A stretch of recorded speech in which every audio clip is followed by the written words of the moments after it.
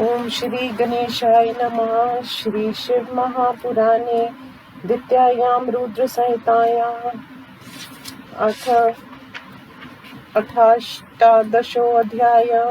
हिंदी अनुवाद। सनत कुमार जी ने कहा, हे मुनिवर, उस महासुर द्वारा धर्म पूर्वक शासन करने पर भी उसके स्वामित्व से में सभी देवता दुखी थे। वे दुखी देवता मन से देव सबके स्वामी शिव जी की शरण में आए। अपने दुखों को निवृत्ति के लिए भक्त वत्सल भगवान शिव जी की स्तुति करने लगे। अपने भक्तों की इच्छा को पूरी करने वाले शिव जी ने देवताओं की सहायता करने की इच्छा से नारद जी को बुलाकर वहां जाने के लिए प्रेरित किया। फिर ज्ञानी शिव भक्त सज्जनों के आश्रय देव ऋषि नारद शिव जी की आज्ञा से जलंधर के नगर में देवताओं के पास गए। वे इंद्र आदि सभी देवता आते हुए नारद मुनि को देखकर उठकर खड़े हो गए। मुनि को प्रणाम कर उत्कंठित इंद्र आदि देवताओं ने आदर से उन्हें आसन दिया। सुखपूर्वक आसन पर बैठ जाने पर उन्हें पुनः प्रणाम कर दुखी इंद्र आदि देवता मुनिवर से कहने लगे।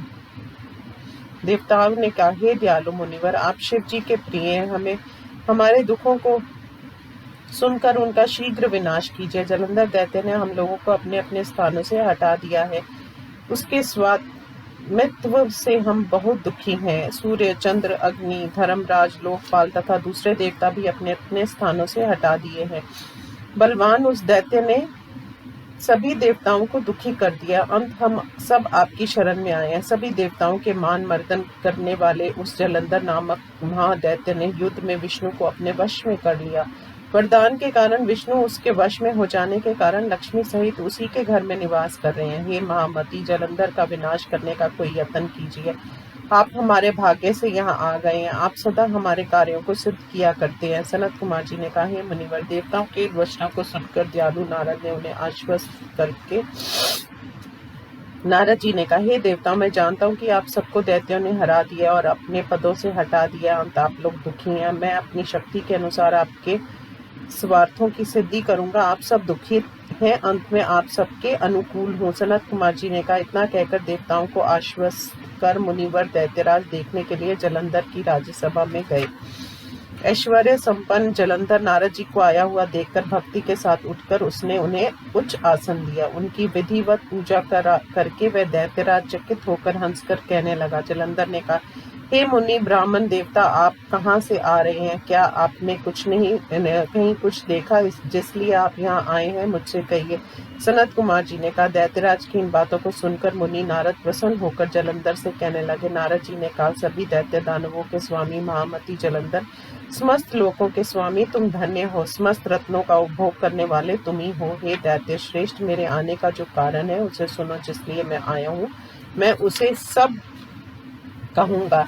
हे दैत्यराज, मैं 10,000 योजन फैले हुए तथा कल पद्रुम से युक्त महावन वाले कैलाश पर्वत पर स्वेच्छा से चला गया था, जहाँ सैकड़ों कामधेनु हैं, चिंतामणि का प्रकाश हो रहा है, जहाँ चारों ओर सोना ही सोना है और जो आश्चर्यजनक वस्तुओं से शोभित है।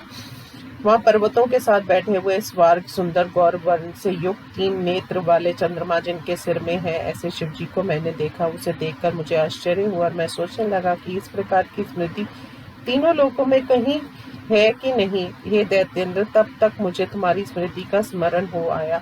उसी को देखने के लिए मैं यहाँ तुम्हारे पास चला आया हूँ। सनत कुमार जी ने कहा, नारद ने ऐसा सुनाकर उस दैत्य जलंधर ने अपनी संपूर्ण स्मृति को सादर दिखलाया। देवताओं के कार्य को सिद्ध करने वाले ज्ञानी नारद ने उसे देखकर शिव जी की प्रेरणा से दैत्यराज जलंधर से नारद जी ने कहा, हे वीरों में श्रेष्ठ, निस्संदेह तुम्हारे पास पर्याप्त संपत्ति है। तुम तीनों लोकों के स्वामी हो। अंत इसमें आश्चर्य क्या है?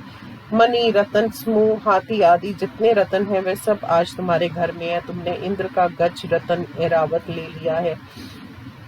घोड़ों में श्रेष्ठ सूर्य का उच्चेश्वर तुम्हारे पास है। कल्प वृक्ष भी तुम ले आए हो। कुबेर की 9 निधियां तुम्हारे पास हैं। ब्रह्मा का हंस युक्त विमान भी तुमने ले लिया है। इस प्रकार स्वर्ग, भूमि, पाताल में जितना उत्तम रत्न है वे सभी रत्न चारों ओर आपके यहाँ सुशोभित हो रहे हैं। हे महावीर, तुम्हारे घर में विविध प्रकार के हाथी, घोड़ा आदि से सुशोभित समृद्धियों को देखकर मैं प्रसन्न हूँ। हे जलंधर, तुम्हारे घर में स्त्री रत्न नहीं है, उसे प्राप्त करने का तुम विशेष रूप से प्रयत्न करो। हे जलंधर, जिसके घर में सभी रत्न हो और स्त्री रत्न ना हो तो वे निश्चित रूप से शोभित नहीं होते। सनत कुमार जी ने कहा, महात्मा नारद के इन वचनों को सुनकर कामांध होकर दैत्यराज कहने लगा। जलंधर ने कहा, हे महाप्रभु, देवर्षि नारद, उत्तम स्त्री रत्न कहाँ है, मुझे बतलाओ। वह स्त्री रत्न संपूर्ण ब्रह्मांड में जहाँ कहीं भी हो, हे ब्राह्मण, मैं उसे ले आऊंगा, इसमें संदेह नहीं है। नारद जी ने कहा, अत्यंत रमणीय, सभी प्रकार की संपत्तियों से संपन्न कैलाश में योगी का रूप चारण करके शिव जी दिगंबर रहते हैं। उनकी पत्नी अत्यंत सुंदरी रमणीय आकृति वाली, मन को मोहित करने वाली पार्वती है। कुतूहल से पूर्ण ऐसा रूप दूसरे किसी में नहीं है और ना मैंने भी कहीं देखा। ये रूप अत्यंत आश्चर्यकारक है, देखने योग्य है तथा परम स्मृति को देने वाला है। जलंधर, मैंने अपने मन में समझता हूँ, स्त्री रत्न से युक्त तीनों लोकों में शिव जी से बढ़कर कोई संपत्तिशाली नहीं है। जिसके सौंदर्य समुद्र में डूबकर ब्रह्मा जी अपने धैर्य छोड़ बैठे हैं, उसके साथ और किसकी उपमा दी सकती है। आत्मा राम, वीतराग, कामारी शिव जी को भी जिसने अपनी लीला में वश में कर लिया। हे दैत्यराज, जिसकी स्त्री रत्न भोग करने की शक्ति शिव जी में है, सभी रत्नों के स्वामी होने पर भी तुम्हें नहीं है। सनत कुमार जी ने कहा, इतना कहकर देवताओं के कार्यों के करने में तत्पर लोक प्रसिद्ध देवर्षि नारद आकाश मार्ग से चले गए। इस प्रकार श्री शिव महापुराण में देवर्षि जलंधर संवाद नामक 18वां अध्याय समाप्त। ओम नमः शिवाय।